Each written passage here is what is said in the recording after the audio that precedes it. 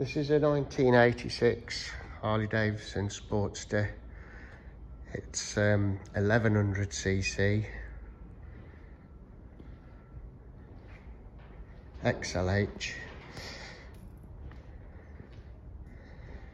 The ignition switch is playing up, so I've just had to hotwire it to start it, which is simple enough.